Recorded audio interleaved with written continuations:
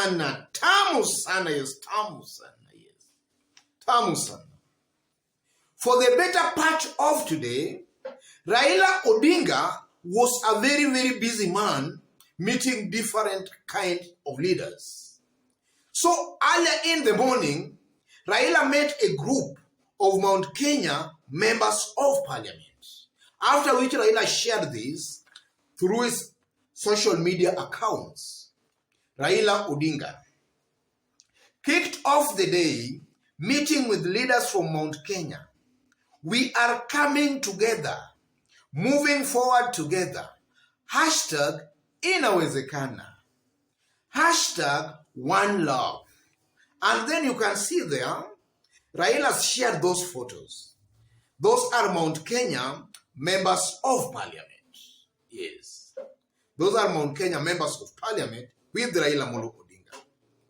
So ladies and gentlemen, in this video right now, I want us to dissect this meeting of today and put it squarely where it belongs. What it means politically for Raila Amolo Odinga future on the mountain and also William Ruto's future on the mountain. That's our analysis and discussion today. So if in case you've just bumped on this YouTube channel for the very, very first time, kindly subscribe, but also give this video a like. Give it a like, please. Give it a like. Thank you. God bless you. Straight away to our analysis. If you have been very keen following Raila Molo Odinga, then in the last 1 week, Raila has changed this strategy very significantly as far as the mountain votes are concerned. Initially, Raila was using non-elected leaders, the likes of Murathe. We had Minor Commander, and also we had Rafael Tuju. Raila was using them before. But if you follow Raila politics in the recent days, it seems to be changing strategy. It's moving away from the non-elected leaders to the elected leaders. That one seems to come out very, very strongly. And from where I sit, I tend to believe that non-elected leaders, the likes of David Murathe, the deep state, they have already finished their jobs. They have convinced maybe the president that Raila Odinga is the best bet. So the non-elected actors, they are just through with their job. Their job is done. What remains now is now for the elected leaders to carry on from where the non-elected leaders left it. And if you have been very keen, Raila as of late is really not tagging along the likes of David Murathe in some of these political activities. In fact, David Murathe has gone silent. Not that he's not supporting Raila Molo Odinga, but I believe this is a deliberate strategy to endear Raila Amolo Odinga to these elected leaders. Because these elected leaders are the representatives of the people. They are the ones who know the language of the people. And if you look at Raila's last forays in Mt Kenya, I tend to believe they were largely successful because of these elected leaders. They know how they mingle and talk to their people.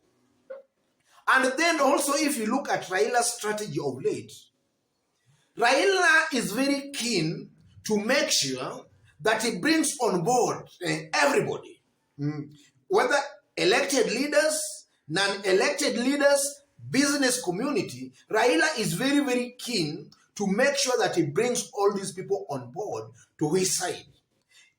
Just about yesterday, let me say yesterday, Raila met top businessmen from Mt Kenya, the billionaires, who just assured him that most likely they will support him for presidency next year.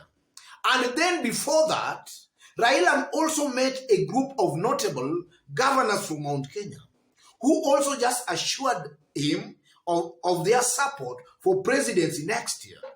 So from where I sit, looking at political events in this country unfold, I think Raila started his campaigns very, very well. His strategies are very right. Before he goes to the people, Raila first of all brings the leaders together, both elected and non-elected leaders together. They sit down, they have an agreement, and then their Raila goes to the people. A very, very effective tool. Very, very effective. If you look at William Ruto, for example, William Ruto is trying to say that he's going directly to the people, which is not a bad thing. But if you look at the person who gave William Ruto the impetus, it was Uhuru Kenyatta, who actually made it clear to the residents of Mount Kenya that he prefers a William Ruto. That was some times back, before things changed. So initially, the engine, or rather the oil William Ruto is using today, he was given by the president, Uhuru Muigai Kenyatta. So for William Ruto now to come out and say that now he's going directly to the people, I tend to believe that he might be lying. Because initially, he was given the impetus, or rather the boost, by the president. So he's just using the president's push to push his own agenda. But now, looking at what most likely is going to happen, I'm seeing a situation where, as we head towards 2022, I'm seeing a situation where Raila is most likely going to eclipse William Ruto. He's going to overtake William Ruto on the mountain. And I'm saying that because if you look at Raila's strategy as of today, or rather as of now, Raila is meeting the right people. He's meeting very influential businessmen, billionaires who have money. And you know, an election is also determined by the pocket. It's all about money, specifically for a presidential election.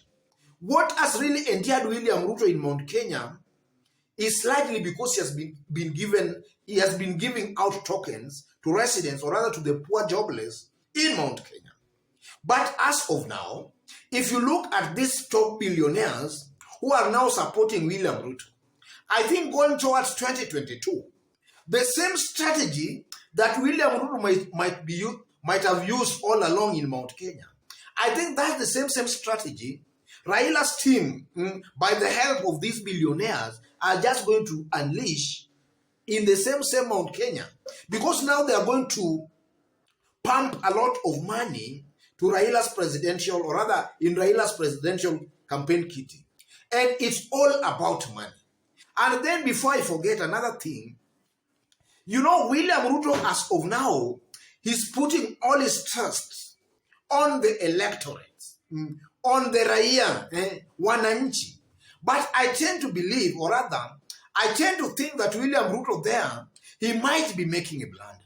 Because sometimes this Raia, this wananchi, these voters, sometimes they are very, very deceptive. They can cheat you today that they are with you. The same people tomorrow will be the ones crucifying you. So I tend to believe Raila is beating William Ruto here because Raila, first of all, before he reaches to the people, he makes sure that he has the support of their leaders. So in the event that maybe the people are starting to flip-flop, then their leaders will just beat them, or rather will beat them into line. That's the reality of our Kenyan politics. These people are controlled by their ethnic leaders. You cannot access the people directly and then you claim that you will sustain that for the next 1 year or for the next 12 months.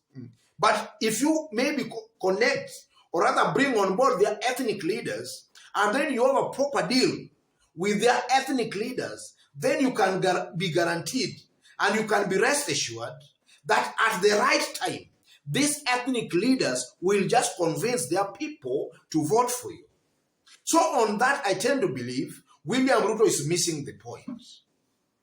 Otherwise, ladies and gentlemen, this meeting of Raila Molo Odinga today with these elected leaders just shows Raila's determination to make sure he wins the Mount Kenya vote.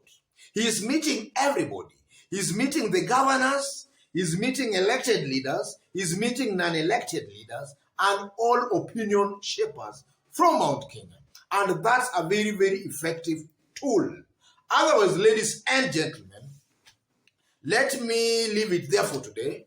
Just as I did mention when we were starting, if you've just bumped on this YouTube channel for the very, very first time, kindly subscribe, but also give this video a like. Give it a like, please. Give it a like. And to those watching us outside of Kenya for the very, very first time, drop a comment and let us know from which part of the globe you are also watching us from. Drop a comment. And to our esteemed fans, our esteemed fans and subscribers, let me say God bless you. God bless your families. God bless Kenya. Tamu sana, yes, tamu sana.